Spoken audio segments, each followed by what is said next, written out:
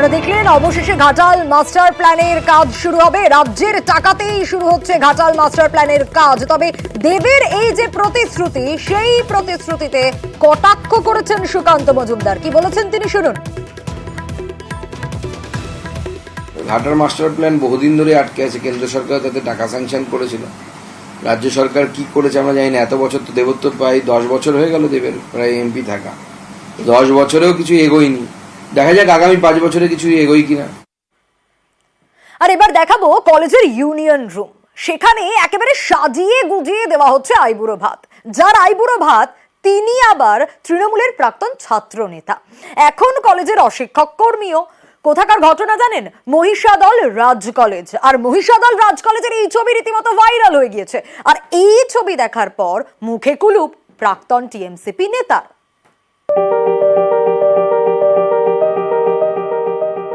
পূর্ব মেদিনীপুরের মহিষাদল রাজ কলেজ, এই কলেজের ইউনিয়ন রুমে আইবুড়ো ভাতের অনুষ্ঠান। আইবুড়ো ভাত হয়েছে কলেজেরই প্রাক্তনী দেবাশিস শাসকার, যিনি তৃণমূলের প্রাক্তন ছাত্র নেতা, এখন এই কলেজেরই অশিক্ষক কর্মী। ইউনিয়ন রুমে টোপর মাথায় বসে টিএমসিপির প্রাক্তন নেতা, সামনে নানা আয়োজন, চলছে ফটো সেশন। সোশ্যাল সাইটে এই ছবি ছড়িয়ে পড়তেই শুরু হয় জোর শোরগোল। কলেজের ইউনিয়ন রুম, সেখানে কিনা আইবুড়ো ভাতের অনুষ্ঠান।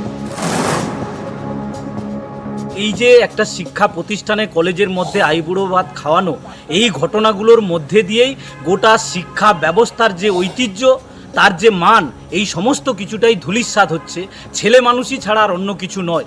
এটা কোনোদিনই কোনো শিক্ষা প্রতিষ্ঠানের ক্ষেত্রে বা ছাত্রছাত্রীদের ক্ষেত্রে বা সামাজিক ক্ষেত্রে এটা কখনো ভালো হতে পারে না। প্রতি বছর নির্বাচন হতো, আমরা সবাই কেউ এসএফআই লড়তাম, কেউ টিএমসিপি লড়তো, কেউ ছাত্র পরিষদ লড়তো। তারপরে ইউনিয়ন রুমে এখন আর রাজনৈতিক আলোচনা হয় না, ছাত্রছাত্রীদের অভাব অভিযোগ নিয়ে কোনো কিছু আলোচনা হয় না।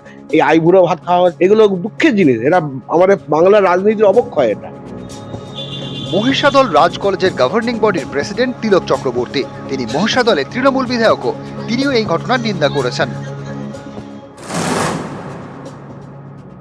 স্টুডেন্টস ইউনিয়ন অফিসটা সকলের জন্য, এখানে এই ধরনের অনুষ্ঠান স্টুডেন্টস ইউনিয়নের মধ্যে থাকে, এটা হওয়া সমীচীন নয়। চিন্তা ভাবনা না করেই তাদের মতন করে একটা অনুষ্ঠান করে ফেলেছে, এটা কোনোদিনই হওয়া উচিত নয়। যদি হয় এটা ঠিক না। ওটা অ্যাকচুয়ালি আমার জানা নেই, সেটা একটু খোঁজ নিয়ে দেখবো।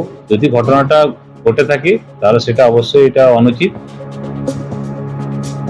এদিকে যার আইবুড়ো ভাত খাওয়া নিয়ে এত হইচই, এত সমালোচনা, এত বিতর্ক সামনে আসছে, সেই তিনি কিন্তু গোটা বিষয়টি নিয়ে মুখে কুলুপ এঁটেছেন। ক্যামেরায় সন্দীপ গুড়িয়ার সঙ্গে সুজিত ভৌমিক, নিউজ 18 বাংলা। কোথাও অঙ্গনবাড়ি কেন্দ্রের বেহাল দশা, কোথাও বা গাছ কেটে সাফ করে দেওয়া হচ্ছে। আমরা খবর দেখাই আপনাদের জন্য, আপনাদের সমস্যা সমাধানের জন্য। আর নিউজ 18 বাংলায় খবর সম্প্রচারের পরই প্রশাসন নড়ে চড়ে বসলো। বানারহাটে জরাজীর্ণ অঙ্গনবাড়ি কেন্দ্র পরিদর্শন করলেন মহকুমা শাসক। অন্যদিকে হাওড়ায় গাছ কেটে ফেলায় জগৎবল্লভপুর থানায় অভিযোগ দায়ের করা হলো বন দপ্তরের তরফ থেকে।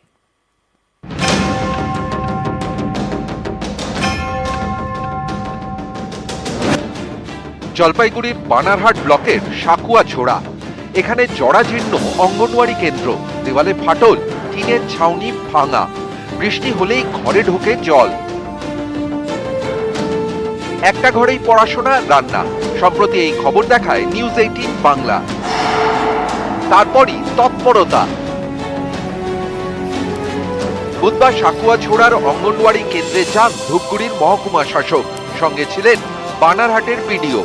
তারপর একাধিক চা বাগান এবং ডুডুমারি বস্তি, সেখানকার অঙ্গনওয়াড়ি কেন্দ্র ঘুরে দেখেন।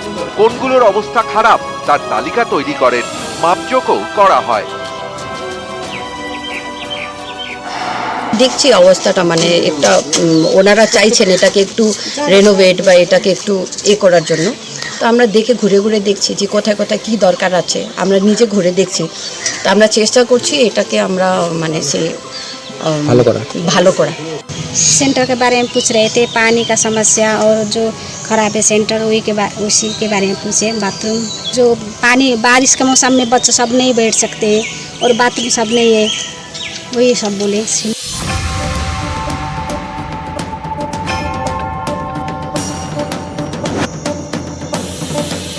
হাওড়ার জগৎবল্লভপুরের মাজু, এখানে সরকারি জমি থেকে একের পর এক গাছ কেটে সাফ। সম্প্রতি এই খবর দেখায় নিউজ 18 বাংলা। তারপরই তৎপর বন দপ্তর। সোমবার মাজু এলাকায় যান জগৎবল্লভপুর পঞ্চায়েত সমিতির বন ও ভূমি কর্মাধ্যক্ষ এবং মাজু পঞ্চায়েতের আধিকারিকরা।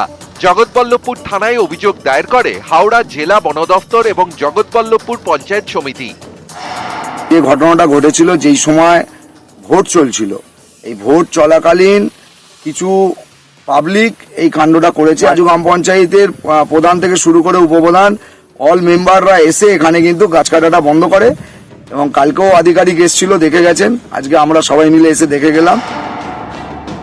জলপাইগুড়ি থেকে রকি চৌধুরী এবং হাওড়া থেকে দেবাশিস চক্রবর্তী, নিউজ 18। আবহাওয়ার খবরে তো একটু নজর রাখতে হবে, তার কারণ মানুষ ভাবছে যে বৃষ্টি কবে আসবে, দক্ষিণবঙ্গে বর্ষা কবে দেখা দেবে। এখনো পর্যন্ত জানা যাচ্ছে না বর্ষার বৃষ্টি হবে না, যে বৃষ্টি হবে সেটা তো ছিটে ফোঁটা। দক্ষিণবঙ্গে আর্দ্রতাজনিত অস্বস্তি বজায় থাকবে, বৃষ্টি হলেও স্বস্তি কিন্তু এই মুহূর্তে কোনো হালকা বৃষ্টি হতে পারে আগামীকাল, এমনটাই কিন্তু আলিপুর আবহাওয়া দপ্তরের তরফ থেকে জানানো হচ্ছে। কি বলছে আলিপুর আবহাওয়া দপ্তর? হচ্ছে আপনি একটা হচ্ছে গরমের জন্য সূর্যের তাপ রয়েছে, আর ভেরি লো লেভেলে আপনার ময়েশ্চার থাকবে, ভেরি লো লেভেল 10 মিটার মাটি থেকে 10 মিটার উপরে ভূপৃষ্ঠ থেকে, ওখানে আপনার ময়েশ্চার রয়েছে। কিন্তু এই ময়েশ্চারটা এতটা বেশি নেই যার জন্য একটা থান্ডারস্টর্ম হয়ে যেতে পারে। 14 তারিখের আগে India meteorological department is not in a position to make any statement about the further advancement of south West monsoon over south বে অফ বেঙ্গল। আজকে আমরা দেখেছি অনেক জায়গায় বৃষ্টি হয়েছে, কিন্তু একটা জায়গা যেখানে এখনো পর্যন্ত বৃষ্টি হচ্ছে না, তাপমাত্রা উত্তরোত্তর বাড়ছে, সেটা হচ্ছে পুরুলিয়া, যেখানে নাভিশ্বাস মানুষের, যে গরমে মানুষ পারছে না, প্রবল গরমে হাঁসফাঁস করছে মানুষ, বৃষ্টির জন্য হাহাকার করছে। কিন্তু তারপরেও বৃষ্টি পুরুলিয়াতে হচ্ছে না এবং ইতিমধ্যেই এত গরম সেহেতু হিট স্ট্রোকের আশঙ্কা করা হচ্ছে। আর সে কারণে medical college, Purulia medical college হাসপাতালে নতুন একটা ওয়ার্ডও চালু করা হয়েছে। সেই ওয়ার্ডে 5 শয্যার ওয়ার্ড রয়েছে এবং হিট স্ট্রোকে যারা অসুস্থ হবেন তাদের জন্যই এই বিশেষ ওয়ার্ড। এটা স্বাস্থ্য ভবনের নির্দেশিকাও একটা রয়েছে, সেই নির্দেশিকা মতো আমরা একটা ওয়ার্ড খুলেছি। তো একটা ওয়ার্ডকে আমরা হিট স্ট্রোক ওয়ার্ড বলে খোলা আছে। সেখানে 5 বেডের একটা এসি রুম এবং তার যে সমস্ত রিকোয়ারমেন্ট আছে এই হিট স্ট্রোককে ট্যাকেল করার জন্য, যেমন তার ওআরএস, তারপর সেখানে কোল্ড স্পঞ্জিং করার জন্য তার যে জিনিসপত্র বা ইমার্জেন্সি তাকে ট্যাকেল করার জন্য যে সমস্ত জিনিসপত্র সব সেখানে রাখা আছে। আমরা সেভাবেই এটাকে তৈরি করা আছে। আর এই যে চারিদিকে এই প্রবল গরম, গরমের ছুটি তো শেষ হয়ে গেছে, স্কুলও শুরু হয়ে গিয়েছে, কচি কাচাদের কথা তো অবশ্যই ভাবতে হবে, কারণ তাদের তো নাভিশ্বাস অবস্থা। বড়দেরই যদি এই হাল হয় তাহলে বাচ্চাদের কি হবে? আর সে কারণেই একটা ভালো সিদ্ধান্ত নেওয়া হয়েছে, গরমে স্কুলের সময় বদলানো যাবে, এমনটাই অনুমতি দেওয়া হয়েছে কিন্তু শিক্ষা দপ্তরের তরফ থেকে। কি বলা হচ্ছে, কষ্ট হবে যেহেতু আগামী এমনটাই কিন্তু মধ্যশিক্ষা পর্ষদ ও প্রাথমিক শিক্ষা পর্ষদকে নির্দেশ দেওয়া হয়েছে রাজ্য স্কুল শিক্ষা দপ্তর।